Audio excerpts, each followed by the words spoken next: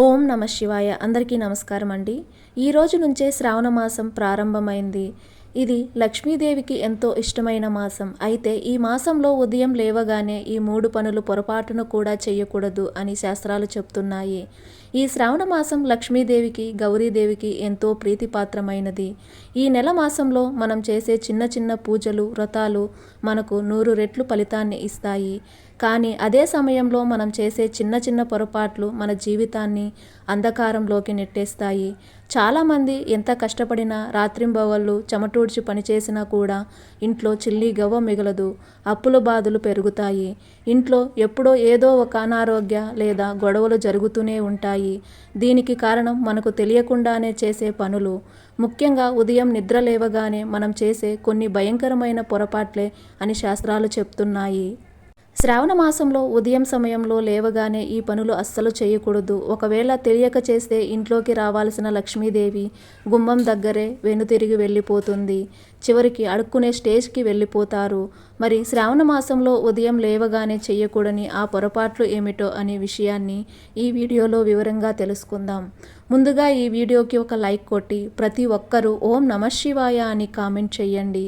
ఇక అసలు విషయంలోకి వస్తే, మొట్టమొదటిగా శ్రావణ మాసంలో ప్రతి ఒక్కరూ గుర్తుపెట్టుకోవలసిన అతి ముఖ్యమైన నియమం ఏమిటంటే, ఉదయం నిద్ర లేవగానే ఎట్టి పరిస్థితుల్లోనూ అద్దంలో మీ ముఖాన్ని మీరు చూసుకోకూడదు.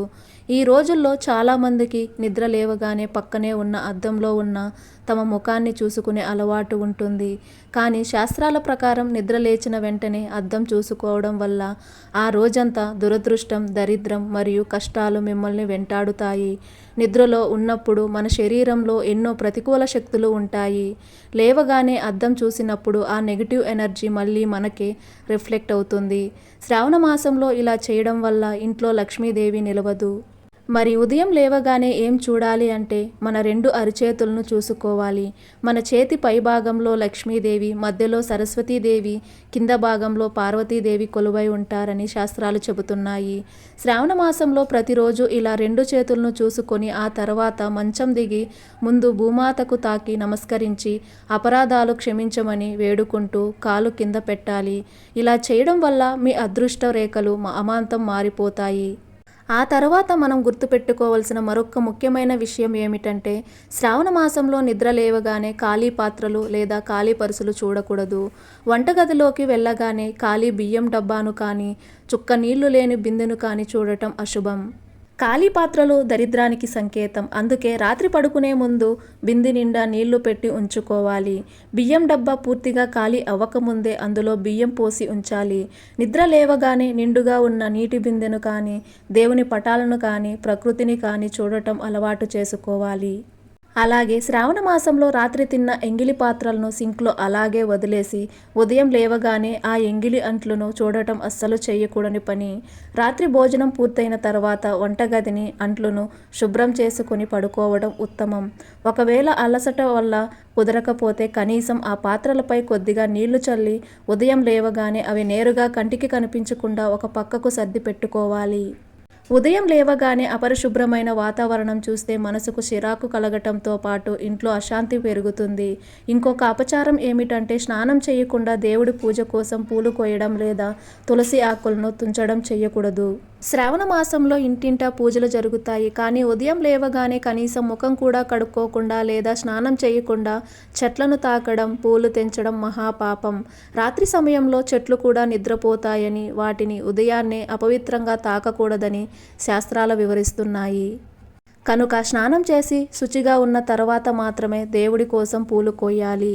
వీటితో పాటు ఉదయం నిద్ర లేవగానే ఇంట్లో ఎవరు ఏడవడం లేదా గొడవ పడటం చేయకూడదు. శ్రావణ మాసంలో ఉదయం పూట ఇంట్లో ఏడుపులు, గొడవలు వినిపిస్తే ఆ ఇంటి నుంచి మహాలక్ష్మి శాశ్వతంగా వెళ్ళిపోతుంది. ఉదయం లేవగానే భార్యాభర్తలు గొడవ పడటం లేదా పిల్లల మీద విపరీతంగా కోపగించుకొని వారిని కొట్టడం లాంటివి చేస్తే వాతావరణం అంతా నెగిటివ్గా మారిపోతుంది. ఎంత కష్టం వచ్చినా ఉదయం పూట ప్రశాంతంగా దేవుణ్ణి స్మరించుకోవాలి. ఇక ఉదయం లేవగానే చాలామంది చేసే మరొక దరిద్రపు తప్పు ఏమిటంటే బ్రష్ చేయకుండా కనీసం నోటిలో నీళ్లు వేసుకుని పుక్కలించి ఉమ్మివేయకుండానే బెడ్ కాఫీలు టీలు తాగటం లేదా ఏదైనా తినటం. ఆధునిక కాలంలో ఇది ఫ్యాషన్ అయిపోయింది. కానీ శాస్త్రాల ప్రకారం స్నానం చేయకుండా కనీసం పళ్ళు తోమకుండా ఆ సూర్యభగవానుడికి నమస్కరించకుండా అన్నపానీయాలు స్వీకరించడం మహాపాపం. సూర్యుడు వల్లనే మనకు ప్రకృతి నుండి ఆహారం లభిస్తుంది. అలాంటి సూర్యభగవానుడికి కృతజ్ఞతలు చెప్పకుండా, శరీర శుద్ధి లేకుండా ఆహారం తీసుకుంటే మీ ఇంట్లోకి ఎంత డబ్బు వచ్చినా నీళ్లులా ఖర్చయిపోతుంది. శ్రావణ మాసంలో ఇలా చేస్తే ఆ అన్నపూర్ణాదేవిని అవమానించినట్లే. కాబట్టి ఉదయం లేవగానే టీ తాగే అలవాటు ఉంటే వెంటనే మానేయండి. కనీసం నోరు శుభ్రంగా కడుక్కొని మాత్రమే ఆహారాన్ని కానీ పానీయాలను కానీ స్వీకరించండి. అలాగే ఎప్పుడూ కూడా మీ అదృష్టాన్ని లేదా మీ రాతను మీరు తిట్టుకోకూడదు. ఉదయం నిద్ర లేవగానే మన నోటి నుండి భగవంతుడి నామం రావాలి. అలా కాకుండా అబ్బా నా బతుకు ఇంతేనా, నా కర్మ ఇలా కాలిపోయింది, నాకు ఏది కలిసి రావడం లేదు అని ఏడుస్తూ కూర్చుంటే ఆ రోజంతా మీ చుట్టూ నెగిటివ్ ఎనర్జీ ఆవహించి ఉంటుంది.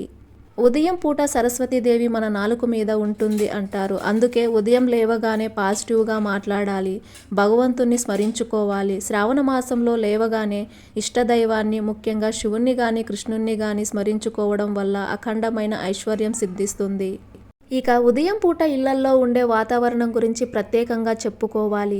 శ్రావణ మాసంలో ఉదయం అనేది చాలా ప్రశాంతంగా పవిత్రంగా ఉండాలి. కానీ కొంతమంది ఇళ్లల్లో ఉదయం లేవగానే అరుపులు, కేకలు, బూతులు, భార్యాభర్తల మధ్య గొడవలు, పిల్లలపై కోపగించుకోవడం జరుగుతూ ఉంటాయి. శ్రావణ మాసంలో ఈ వాతావరణం ఇంట్లో ఉంటే ఆ ఇంటిని దరిద్ర దేవత ఆవహించినట్లే. ఎక్కడైతే ప్రశాంతత, నవ్వులు, తీయని మాటలు ఉంటాయో అక్కడ మాత్రమే శ్రీ లక్ష్మీదేవి నివాసం ఉంటుంది. పొద్దున్నే లేచి ఒకరినొకరు కఠినమైన మాటలతో దూషించుకుంటే ఇంట్లోంచి లక్ష్మీదేవి వెంటనే పారిపోతుంది. కాబట్టి ఉదయం పూట ఇంట్లో సుప్రభాతం కానీ భక్తి గీతాలు కానీ పెట్టుకోండి. వాతావరణాన్ని సానుకూలంగా మార్చుకోండి. ఇంటిని శుభ్రంగా ఉంచుకోవడం లక్ష్మీ కటాక్షానికి తొలిమెట్టు. 10 గంటల వరకు నిద్రపోవటం, ఇల్లంతా చిందరబందరగా పెట్టుకోవడం వల్ల పేదరికం వస్తుంది. వారానికి ఒక్కసారైనా ఇంట్లో ధూపం వెలిగించి ఇల్లంతా చూపించండి.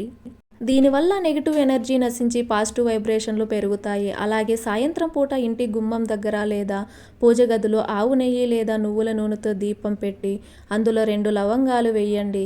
ఇది పితృదేవతల ఆశీర్వాదాన్ని, దేవుని దయను తీసుకువస్తుంది. వంటగది విషయానికి వస్తే శ్రావణ మాసంలో అన్నం వండేటప్పుడు ఆ ఉడుకుతున్న అన్నంలో 2 చుక్కలు పాలు వేయడం చాలా మంచిది. దీనివల్ల వాస్తు దోషాలు తొలగిపోయి ఇంట్లో అన్నపానీయాలకు లోటు ఉండదు. మొట్టమొదటి అన్నం ముద్దను ఎల్లప్పుడూ ఆవుకి ఇవ్వడానికి పక్కన పెట్టండి. అందులో కాస్త బెల్లం కానీ చక్కెర కానీ వేసి ఆవుకి పెడితే మరింత పుణ్యం. కాబట్టి ఈ శ్రావణ మాసంలో మీరు పొద్దున్నే లేవగానే ఈ చెడు అలవాట్లను మానేసి మంచి పనులను ఆచరించడం మొదలుపెట్టండి. ఖచ్చితంగా మీ జీవితంలో ఊహించని అద్భుతాలు జరుగుతాయి. దరిద్రం అనేది శాశ్వతంగా మీ ఇల్లు వదిలి వెళ్ళిపోతుంది. ఈ వీడియో మీకు ఉపయోగకరంగా ఉంది అని అనిపిస్తే ఖచ్చితంగా ఒక లైక్ కొట్టి మన ఛానల్ని సబ్స్క్రైబ్ చేసుకుని ఈ వీడియోలో మీకు ఏమైనా సందేహాలు ఉంటే కామెంట్ ద్వారా తెలియజేయండి. ఓం నమః శివాయ.